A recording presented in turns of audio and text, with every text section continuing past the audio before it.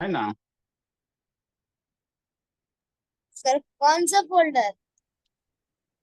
Play list इसका अलग बना देंगे एक्स्ट्रा क्लास का, है ना। नेक्स्ट बाबू, देखो बाबू, अब वीडियो देख ली थी पलाक्षी कल वाला बाबू, 10 मिनट शुरू में छूटा था जो। Yes sir. हाँ, देख ली पूरा थी। नहीं देखना आपका बाबू, बैच ई है ना, तो बैच ई वाला वीडियो देखना। ए वाला क्लास 10 के लिए, बी वाला 9 के लिए, है ना। तो आपका बैच ई है तो ई वाला देखना, बाकी सबको देखने की जरूरत नहीं है ना। तो शुरू में 10 मिनट, 10 मिनट देखी थी, समझ में आ गया था ना ज्योमेट्री क्या कहाँ कैसे पढ़ेंगे जो। यस सर, समझ में आ गया था। हाँ, और उसको लिख ली थी ना। यस सर, लिख ली थी। Very good. देखो बाबू, एक्सपोनेंट और पावर, ये जो चैप्टर है बाबू, आदित्य वीडियो ऑन करो जी, बहुत इंपॉर्टेंट है। इसके दो चैप्टर मैथ में बाबू हद से ज्यादा इंपॉर्टेंट होता है। कौन सा सर? एक होता अलजेब्रा, एक होता एक्सपोनेंट और पावर। कोई भी क्वेश्चन बनाओगे ना बाबू, तो ये सब टपकिए जाएगा, किसी न किसी रूप में आ जाएगा, कभी दुर्गा बन के कभी काली बन के। मान लो इतना बड़ा क्वेश्चन कुछ सोल्व कर रहा, 2 के पावर -2, 2 के पावर 3, है ना, तो ये तो एक्सपोनेंट हो गया। और कोई भी बेसिक कैलकुलेशन कर रहे हो ना, तो लास्ट में बाबू आ जाएगा 2 के पावर -2। तो ये सबसे कैसे बाबू, है ना, प्रॉब्लम को सॉर्ट आउट करोगे। फिर बाबू आपका अलजेब्रा, कोई भी क्वेश्चन सोल्व करो बाबू, तो वहां पे अलजेब्रा टपक जाएगा, x + y + x, है ना। तो मैथ का दो जो चैप्टर होता है भोला, बेसिक है, रीढ़ है, ये रीढ़ की जो हड्डी है वही है। जिसका ये दोनों चैप्टर बाबू है, ये दोनों जिसका चैप्टर कमजोर रहता है बाबू, उसको मैथ नहीं समझ में आता, है ना। बहुत इंपॉर्टेंट होता है मैथ के बेसिक कैलकुलेशन के लिए, है ना। तो एक्सपोनेंट एंड पावर ये होता क्या चीज है सर? तो किसी भी नंबर को बाबू सेम टाइम, है ना, किसी भी नंबर को बाबू उसी नंबर से कितना बार आप मल्टीप्लाई कर रहे हो, जितना बार मल्टीप्लाई कर रहे हो वही क्या होता है, उसका एक्सपोनेंट और पावर होता है। हमरा कुछ ना समझ में आया, जैसे समझो, ये सब डिफिनीशन आपसे कोई नहीं पूछेगा, नहीं याद रखना डिफिनीशन वगैरह, खाली आपको कॉन्सेप्ट सीखना है कॉन्सेप्ट क्लासेस में।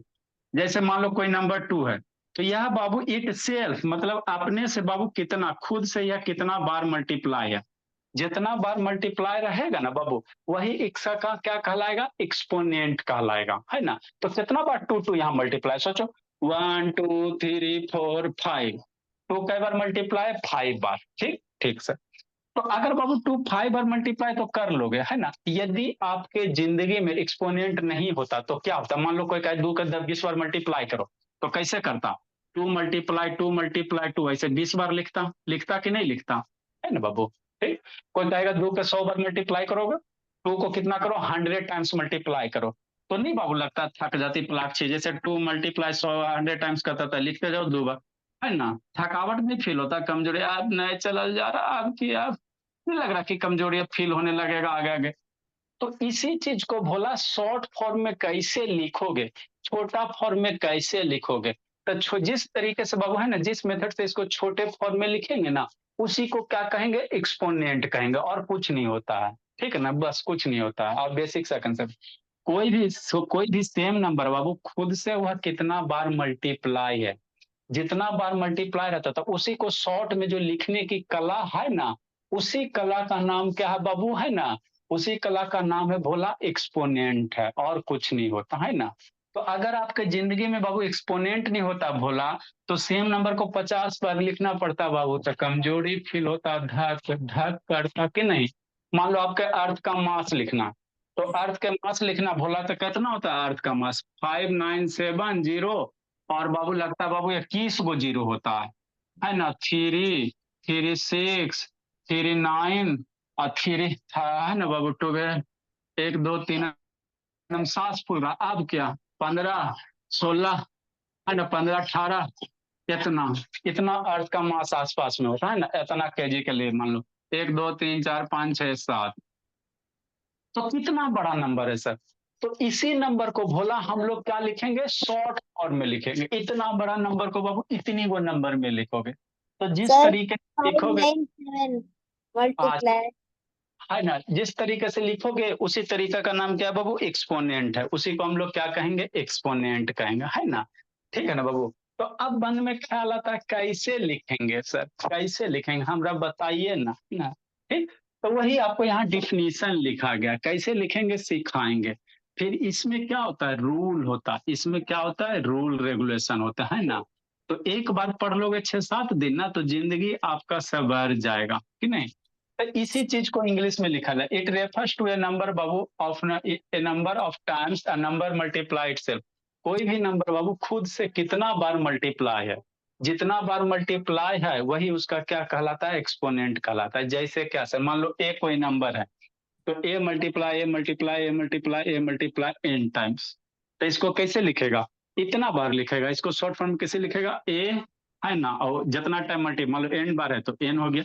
हमारा ना समझ में आया, कोई दिक्कत की बात नहीं है, नहीं दे मन से पढ़ना।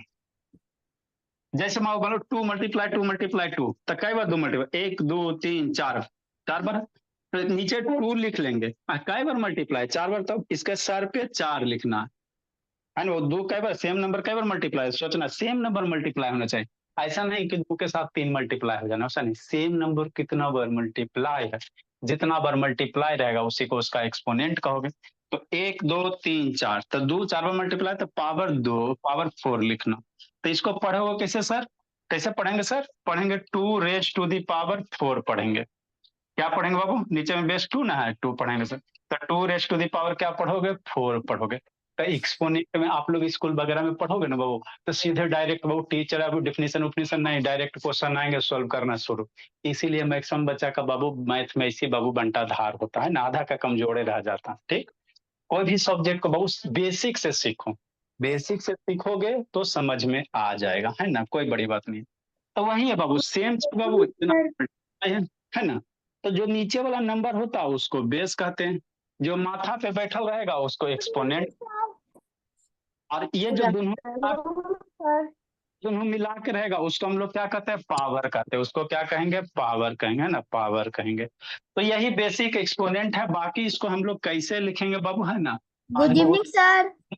हम स्टूडेंट है बाबू, तो इसको आप लोग लिख लो, बाकी की कहानी कल सुनाएंगे, है ना। आज इतना ही बार रहने दो बोला, बाकी की कहानी कल सुनाते। तो बच्चे को आज ना, बहुत सारा नहीं है, आप फोन करेंगे बाबू, एक बार तो करिए दिए, फिर उस सबको करना पड़ेगा हमको। Bye sir. तब बाकी के कहानी कल आपको सुना देंगे अच्छे बाय से। सर। बाय ठीक है, सर। चाहिए आधा घंटा बाबू, डेली आना, जिंदगी सवार लेना, ओके सर। है ना। आधा घंटा सर बस, आधा घंटा बाबू, चूंकि आगे भी क्लास रहता है।